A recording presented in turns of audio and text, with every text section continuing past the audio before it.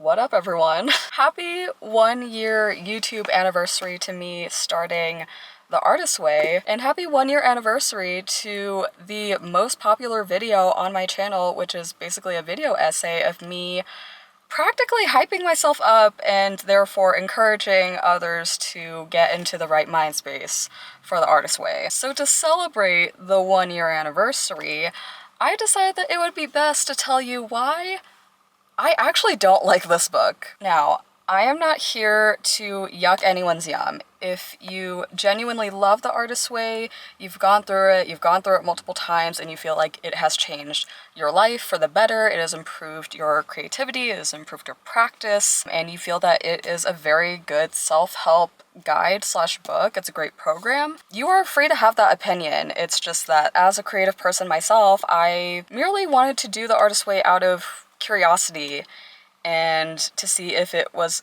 worth the hype that it was getting, especially around this time last year when it was getting viral on TikTok, YouTube, the general art social media sphere. Ultimately, I created that first video to convince myself to get into The Artist's Way, but ultimately I have very mixed feelings about this book, and I am not a huge fan of it upon reflection. And this isn't to say that I regret making that video at all, even though it is like the most popular video on my channel. It's racked up like over 60K views now, which is insane. Yeah, even though my opinions on it have changed, this doesn't mean that I regret going on this journey at all. I don't regret even vlogging it. I don't regret really giving it a fair chance and trying to really go through this 12-week program. That being said, again, I have very mixed feelings about this, and there are quite a lot of things that I am not a fan of in this book. I'm here to talk about all that,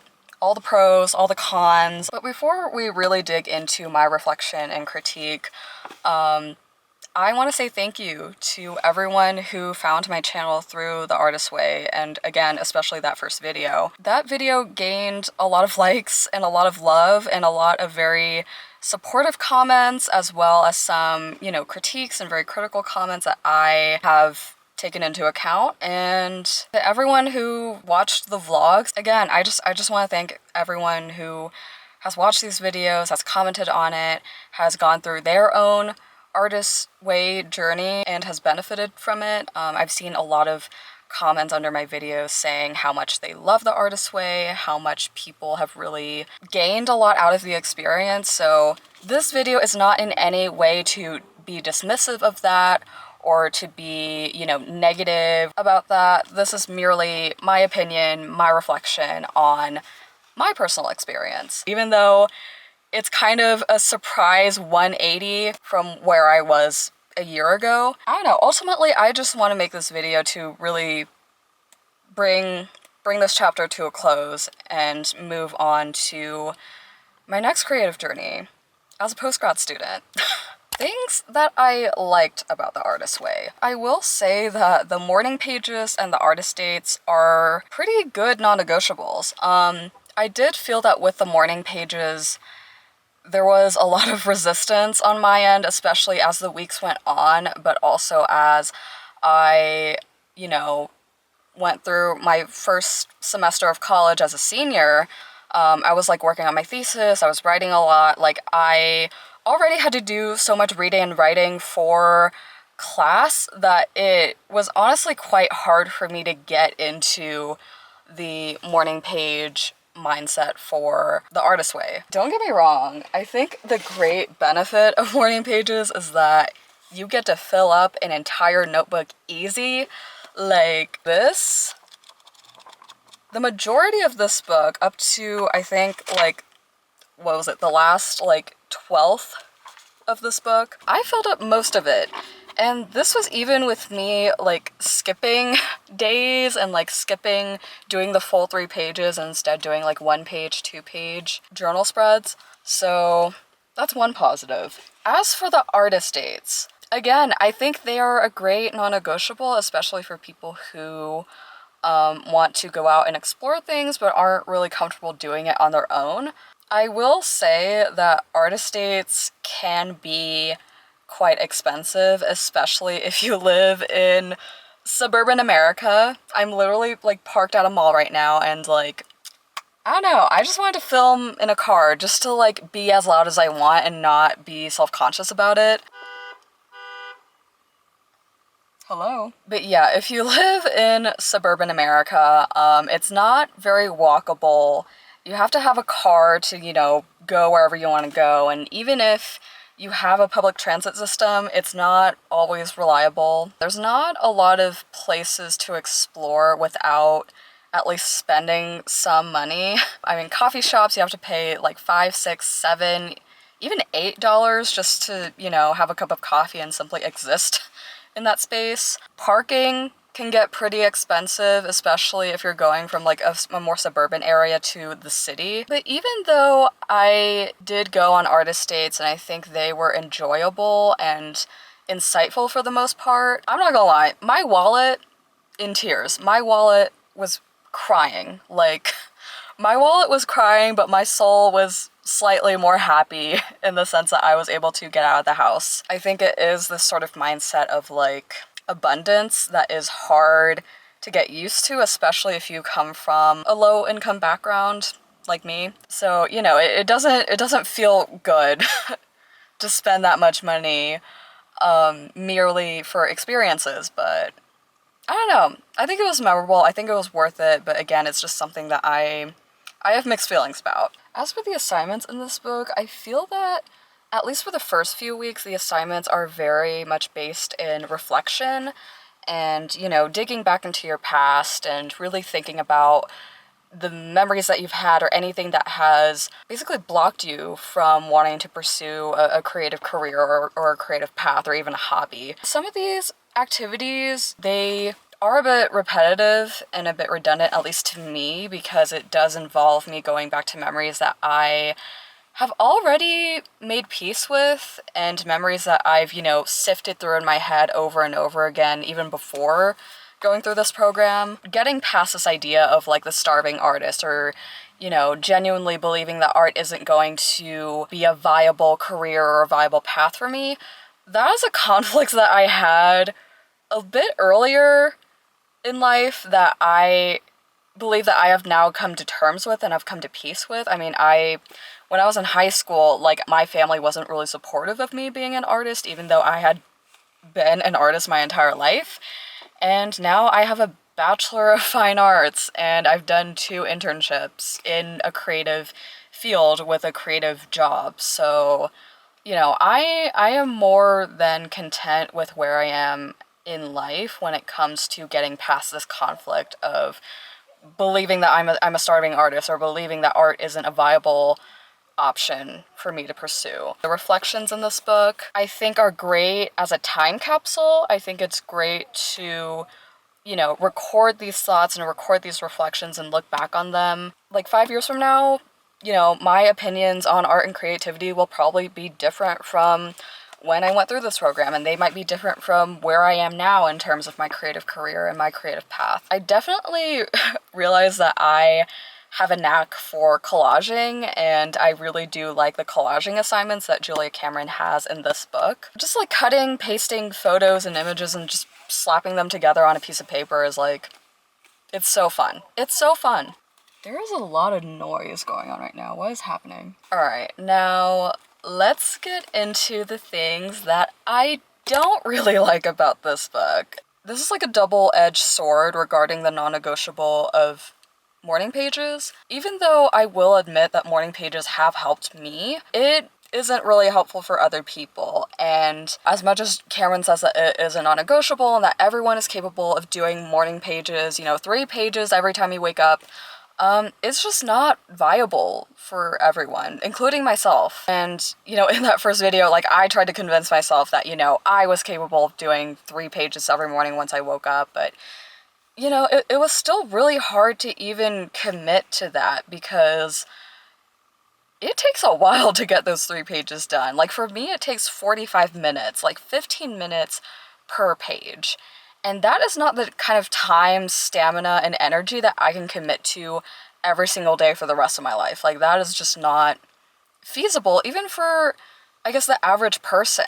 So when I think of people who are neurodivergent or have ADHD or any sort of like disability that prevents them from having enough energy or stamina to do all the tasks that Cameron expects of them, it can feel pretty discouraging and dismissive even for Cameron to say that you have to do this no matter what, or else, you know, you failed this program. Even for me, like, there have been times when I have beaten myself up for not doing a task correctly, or like skipping a task, or skipping a morning page day, doing 1 to 2 pages instead of 3 pages. Or even doing them like not in the morning. Like I'll do them in the afternoon or at night once I've experienced an entire day and therefore I have things to write about and things to talk about.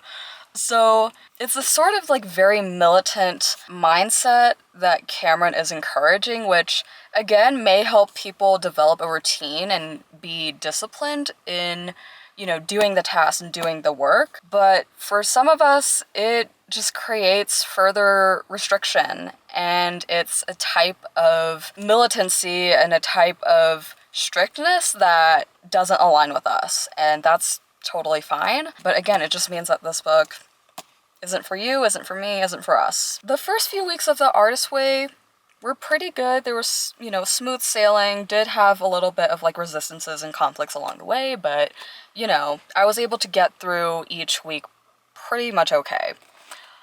However, once I got to like week 5, week 6, that was when things got pretty rocky for me. I honestly don't even know what this vlog is anymore. I feel like week 6 was a dud for me. I have heard from other people that week 6, 7 is the fall off point for a lot of people who start to struggle with The Artist's Way and end up kind of dropping the book altogether. And I don't know, if I were to look back, part of me does wish that I would have quit when I really felt like it, which is kind of ironic to say, given that I was, I guess, very militant about seeing it through to the end and trying to go through each week up until week 12. But yeah, I'm here to say that if you are going through The Artist's Way right now and you are basically in the middle of the program and you are really struggling, you're not connecting with the book at all, there isn't really much of a reason for you to continue, drop the book. I mean, I was kind of feeling that way once I got into like week 6, week 7. Like I was really tired of it, and I'll get into why I became really tired of it. You know, you can trust the author and you can give her the benefit of the doubt, which is what I did, but also listen to your gut. Like if you really are not feeling it, nothing wrong with quitting. Nothing wrong with dropping it. You do you. I wish I did me. I'd say that with the writing and, you know, the readings for each week and just the language that Julia Cameron uses throughout this book, the God talk is really annoying. I'm sorry. I knew that this idea of like spirituality and God was going to be a big part of this book going in, but I did not realize how much it was going to come up in the readings and in the assignments, and especially towards the last 2 weeks of this program. Julia Cameron really, really nails it in your head that she wants you to believe in God, that she wants you to embrace God. And unfortunately, if you are agnostic, if you are atheist, if you have gone through, I would assume, like some sort of religious trauma, it is not going to take a 12-week creative unblocking program with an emphasis on spirituality to suddenly make someone like me believe in God. Like, I describe myself as an agnostic Buddhist, and I say agnostic as in I don't believe in God, but that doesn't mean I believe God doesn't exist, and Buddhist to refer to my family's background as a Buddhist in terms of our, you know, familial, spiritual practices. The thing with Buddhism is that it's not a monotheistic religion in the sense of like Christianity, Catholicism, even Islam believes in, you know, one God that created the earth and therefore created us. Like, Buddhism is not, it's not really about that. So when digging into this book, I kind of immediately thought of Julia Cameron's reference to God, as in like to the Christian God, because I mean, I live in the United States, like Christianity is a pretty big part of the Western world, whether you are religious or not. The American, like, Pledge of Allegiance, like, one nation, under God, da-da-da-da. That's what my brain thinks of when I hear Julia Cameron say God. But there was a comment under that week 0 video where someone clarified that Julia Cameron allegedly is not Christian at all, and when she says God, she's more so referring to the Wiccan, pagan God, like that form of spirituality where it is more of like, not necessarily a religion, but it is more a cult in a sense. That was the word I was looking for, a cult. She didn't clarify that in this book, and if I did know, I would have known. So if Julia Cameron were to revise this book again, I honestly wish that she would clarify what her religious beliefs are, because again, like, if she is touting God so much, you know, I want to understand, like, what context in which she is referring to God. Like, what, like, are you referring to the Christian God? Are you referring to the Islamic God? Are you referring to your own God? Like, what do you mean by that? But yeah, going back to, like, especially the last 2 weeks, oh my goodness. Okay, week 11 is kind of what did it for me, was when I was like, okay, this is not helping at all, and I wish I would have quit when I had the chance. Let's see, Assignment 9 in week 11, Recovering a Sense of Autonomy, says, once more, re-examine your God concept. Does your belief system limit or support your creative expansion? Are you open-minded about altering your concept of God? No! I am not open-minded about altering my concept of God. I have no concept. Some of the tasks for week 12 assume that you said yes to that other question. So let's see, task number 6 says, select a God jar. A what? A jar, a box, a vase, a container, something to put your fears, your resentments, your hopes, your dreams, your worries onto. And then number 7, use your God jar. Start with your fear list from task 1 above. When worried, remind yourself it's in the jar. God's got it. Then take the next action. What? Sorry if I'm coming on a little too intense. Maybe I'm just being a little overdramatic right now, but as much as Julia Cameron wants us readers and us artists and creatives going through this program to be as open-minded as possible, I find it kind of ironic how Julia Cameron is not open to non-religious people, open to non-religious beliefs, or open to non-religious ways of going through spirituality. It's kind of hard when thinking back on how much positive feedback this book got, because again, you know, maybe some people who really did love this book are able to look past all this, you know, God talk, new age spirituality stuff. But unfortunately for me, it was something that I just couldn't look past. From things like, you know, using God in your affirmations or creating the God jar, like, it's very much in your face that Cameron does want you to embrace God and trust in God and believe in God and so on and so forth. And I get that she's well-meaning with that, but it's also, for me, like, what does this have to do with me being an artist? What does this have to do with me being better at my craft? What does this have to do with my creativity and unblocking it? Like, I feel that for me, spirituality isn't a focus of my artistic practice. And if it is, you know, I would probably benefit from this book, but that's not me. It's weird. It's weird to think about. I don't know. I think it's kind of crazy how there was all this talk about God in the beginning, and then towards the middle it kind of dwindled out, but then once you get to the end, you know, week 10, week 11, week 12, she's like, embrace God, trust in God, God. Like, girly, here's the thing. Do I believe in God? No. But do you know which God I believe in? The one without no.